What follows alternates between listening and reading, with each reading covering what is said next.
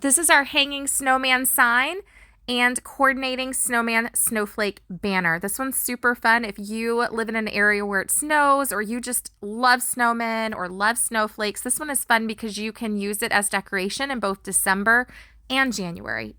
So what I'm doing right now is dividing everything up by color because it's just so much easier to section everything off and paint things one color at a time. And you guys, if you've watched my videos before, you've seen the tape trick. I love this trick. It is absolutely the best thing ever. You just put the tape down and it keeps those smaller pieces from jumping when you're using the foamies or if you're using a regular paintbrush, whatever you prefer to use. Right now I'm working on the white and I'm painting the snowflakes and the let it snow and the snowman faces.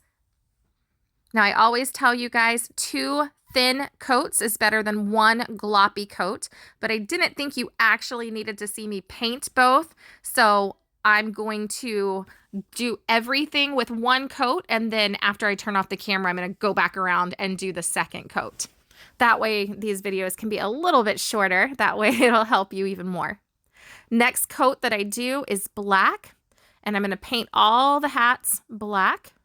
Now, if you choose to do a different color, you absolutely can. I'm going to go ahead and go with that traditional look of a black top hat. And then the ribbon that goes across, I'm going to do in blue because my colors that I'm going to use are the red, a very light blue, white, black. I'm going to use the pink for some cheeks. I'm going to show you how to do that as well. That one's super fun. Now, I do use a regular paintbrush for this one because I don't want to have to go over the black in that light blue because it'll take several coats. I'm trying to be very careful to stay in the lines. Keep in mind that these kits, some of the lines are already scored for you, which is nice. So really it is just you having to stay within the lines. It's like a coloring book with a paintbrush. So you've got this, super cute. I'm going in, painting those black. I'm also painting the little coal pieces that I'm going to use for the mouth.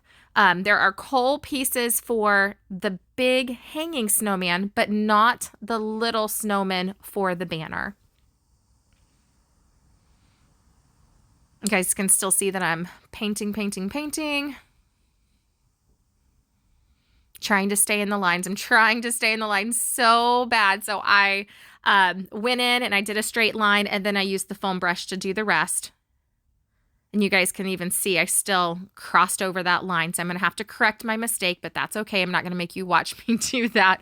So I'm going to go in and I'm going to very carefully with a paintbrush paint that thin line for each and every single snowman. Trying to be so careful. Keep in mind, if you do cross over that line, you can fix it. It's no big deal. I just crossed over the line right then.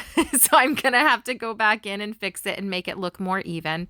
Even I cross over the lines.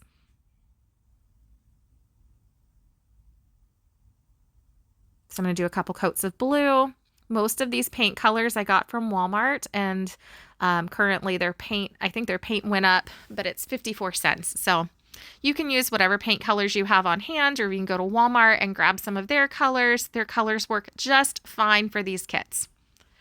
Painting my hearts red, and those are going to go on the little snowmen for the banner. And right now I am applying makeup is probably the best way to describe it. And I played with this for a while. So I am putting a little bit of, we'll say, blush on the snowman's cheeks. And so I dabbed some white onto it. And then I put the pink on and I kind of applied it with my finger and just rubbed it in and blended it in. You can see me like dabbing the pink, and then I think it would be too dark and I put some more white on it. Then I blend it some more and I just played with it. Now I'm going to work on the snowman, the eyes and the mouth. You can see me using the Posca marker, but I will tell you that for the other ones, I did not use the marker.